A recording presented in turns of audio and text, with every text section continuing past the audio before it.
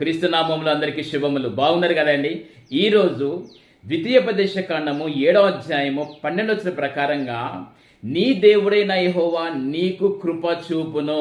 నా ప్రియ సహోదరి సహోదరుడా, దేవుని యొక్క మాటను తృణీకరించకుండా ఆయన ఆజ్ఞల చొప్పున నడుస్తున్నట్టయితే దేవుని యొక్క కృప నీ మీద, నీ పిల్లల మీద, నీ తరతరములు ఆయన ఉంటుంది. నా ప్రియ సహోదరి సహోదరుడా, దేవుని యొక్క కృప గనక మన మీద గనక, నీ మీద, నా మీద గనక ఉన్నట్టయితే ఆయన అభివృద్ధి పరిచేవాడు, ఆయన ఆశీర్వదించేవాడు, ఆయన దీవించేవాడు, ఆయన ఆరోగ్యమును ఆయుష్ను పెంచేవాడు. నా ప్రియ సహోదరి సహోదరుడా, దేవుడు పక్షపాతి కానే కాదు.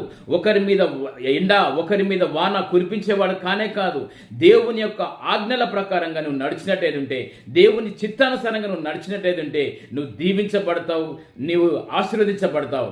ఆయన కృప నీ మీద, నీ పిల్లల మీద తరతరములు ఉంటుంది. నా ప్రియ సహోదరి సహోదరుడా,